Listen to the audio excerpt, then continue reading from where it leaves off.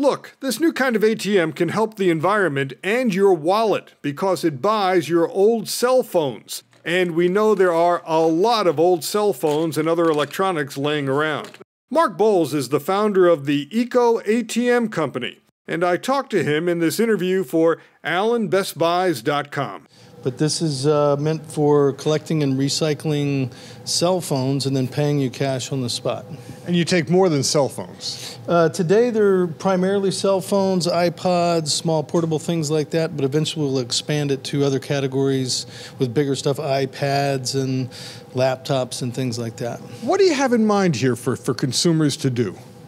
To not put that junk in the drawer and then later throw it in the landfill, but at the moment they retire it, take it down, turn it into cash to buy other stuff, and then we take those and put those into secondary markets, offshore, onshore, so they get reused again. So you recycle the materials that people put in here? Part of it is recycled materials on end-of-life phones, but most of the phones, 75% of what we collect, actually find a second life as a phone.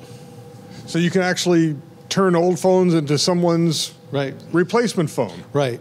Right. And otherwise, the materials you get out of the phones can be reused in industry. Exactly. Gold, platinum, palladium, copper, tin, all that stuff is taken back out and reused so they don't have to mine that out of the earth.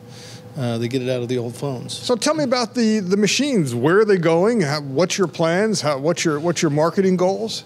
The idea is to get them in the path of as many consumers as possible, sort of on their weekly or monthly path, natural path. So it's not some, special trip that it's at the mall, it's at the grocery store, it's somewhere where they go fairly often, and they just have to remember to go back and find it.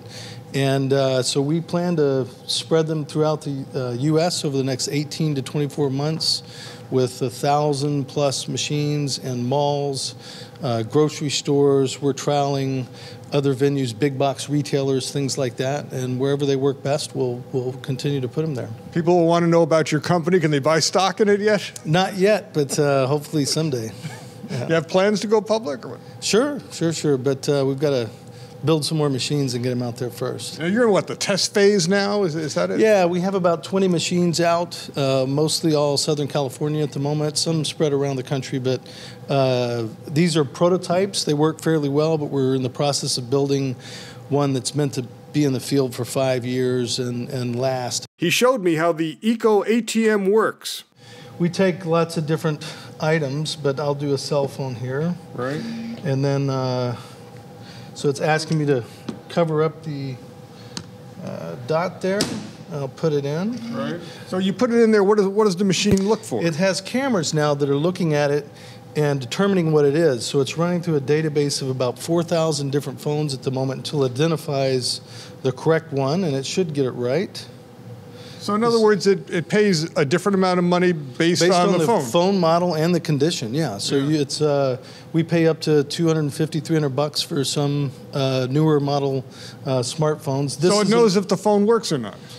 Yes. So the first step is visual, but we also electronically inspect it. So there's a little robotic mechanism in the back that presents the right cable. So now it's moving a cable, and you probably won't be able to see this, but there's a little robot back there, and it's going to poke a cable out, the iPhone cable in this case, and then I'll plug it in, and then we do electronic inspection. So the machine plugs it in automatically? No, we haven't done that. You still have to plug it in yourself. Oh, I see. So so it presented the iPhone connector, and we would present that. Right. Plug that in. So the consumer's got to participate a little bit in the deal here. Yeah, well, they have to. Anywhere a consumer sells it, they're going to have to prove that it works. And this is about as quick and convenient as it is. Now I have to type in a number. Right. Close the door. And the machine does its stuff. It's going to do an electrical analysis. It's going to look at the screen and the mechanics of the phone to see if there's scratches and that sort of thing. And then it's going to give, now we know what it's worth on the secondary market, and we can present the best price for the consumer. So this one's perfect. There was no... So you have your choice of accepting or decline. Right. So you could get the phone back now and declining. If you accept, now we are going to ask you a few more questions. To prevent stolen phones, we actually have to get your driver's license, and then I have to give a thumbprint. This is like this is about as tough as going into a pawn shop. Yeah, exactly. Well, those are the rules that we have to follow. Again, we don't want to collect stolen phones or incentivize people to steal phones, and so now I can recycle more phones or I can cash out. Let's get the cash. I could donate to charity. Unfortunately, not as many people do that as you would think. I'm going to take the cash. All right. And then it dumps it inside, and then it gives you your cash. And you get your cash out of there, too. Or if it was charity, you would get a receipt. Yeah. And the money's coming out, or in this case, it's not real money. It's make-believe money, but in the real setting, it would be cash. How much real money do we get out of this thing? $121 of make-believe money. Make-believe money. Pretty neat. Yeah. So these machines cost a lot of money?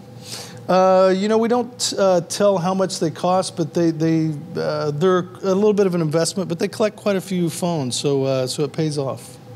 And you've got the technology locked up on this thing that another company can't rip you off? We actually have it patented and have a whole bunch of more patents in the pipeline, and so we have it pretty well protected, we think. Well, good luck with it. All right. Nice to meet you. Thank you very much. Thank you. Good. Take care.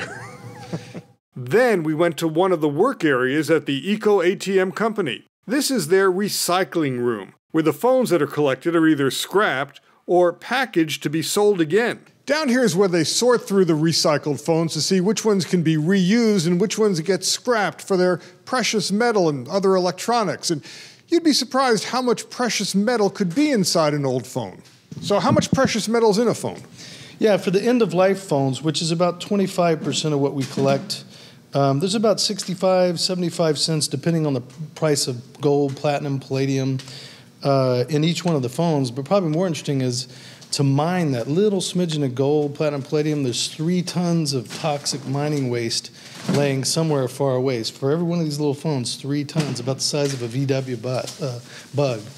So by reclaiming these and getting the precious metals back out, we don't have to mine that stuff out of the earth, and we just get it back out of the phones and put it in new phones. So it's a pretty good deal. So about 75 cents worth of precious metal in each phone. Yeah, and you can see we collect tons and tons of them.